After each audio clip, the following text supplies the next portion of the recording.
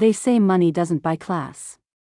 But I've learned, it can sure rent the illusion that I remember the night my brother threw a party to prove he'd finally made it, golden invitations, champagne towers, the skyline glittering like his ego that he wanted the world to see. He'd escaped the strip malls. He just didn't know I owned the building he was trying to impress them from. That I walked into that reception wearing a plain black blazer, nothing flashy, nothing borrowed.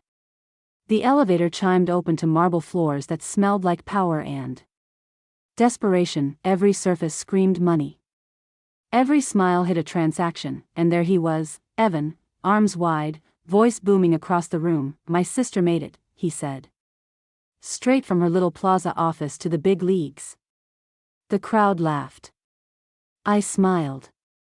Because I knew something they didn't. That he paraded me around like a mascot of mediocrity, told his colleagues I helped small shops with bookkeeping. They laughed again. They didn't know my clients were the people who leased the spaces they worked in. They didn't know I was the one who set their rent, signed their contracts, and quietly built the foundation under their glass towers. That I let him have his show. I always had. Outside on the balcony, the city hummed beneath me, alive, oblivious. Behind the glass, Evan kept performing. That he talked about image, risk, ambition, as if I'd never met those things myself. That he called strip malls graves for small dreams. And I almost laughed, because the same night he mocked me, his prestigious office was 60 days behind on rent, and his checks already bouncing. That he didn't know the premier tower lease went through a management firm. That he didn't know that firm answered to my company. That he didn't know that the champagne he was sipping was poured in a building I bought 18 months earlier. That he didn't know that every marble tile he admired was paid for by the woman he called small-minded. The next morning, my phone buzzed. Tenant 1534, past due, termination protocol initiated. Tenant 1534.Evan.my brother. I could have fixed it quietly. Covered the balance. Saved him from the fall, but he'd spent years convincing everyone, including himself, that I was beneath him. So I typed 3 words back to my property manager: proceed. No exceptions. He came to my office the next day, hair disheveled, eyes sunken, same suit from the party, now wrinkled with panic. That he looked around at my small office between the dry cleaner and the Chinese restaurant and said, "You probably can't help me, but I'm desperate." He talked about the rent, the debt, the image he couldn't afford anymore. That he thought I did small business consulting.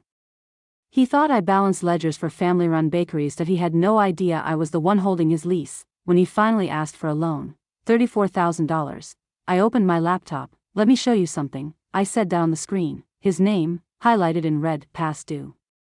Termination pending. He frowned. "How do you have this?" So I scrolled up to the ownership line, Henderson Commercial Holdings, and just beneath that, my name. His mouth opened. Closed. Opened again. "You own the building?" "I own 14 of them," I said quietly, "and the strip mall, too." Silence. That he looked like the ground had dropped out from under him. All those speeches about ambition, all that pride in his address, and the roof over his head belonged to the sister he'd mocked. That he asked if I'd save him. That I told him I'd let the management company decide, like they do with every other tenant who falls behind. That he called me cold. Maybe I was. But cold is what you become when warmth is mistaken for weakness too many times. That I told him something before he left, the Chinese restaurant next door, the dry cleaner, the nail salon, they all pay on time. They don't need marble floors to prove they're real businesses. Maybe success isn't about where you sit. Maybe it's about how you stand when the lights go out. He didn't answer. He just nodded, eyes wet, pride shattered, and for the first time in years, I saw my brother. Not the man pretending to be one. People chase the image of success until it swallows them whole, but the truth, real power doesn't scream. It whispers. That it sits quietly behind the glass, watching, waiting, while the world clinks glasses to illusions. That I don't need anyone to know who owns the building. The rent always comes due, and sometimes, the lesson costs exactly what it's worth.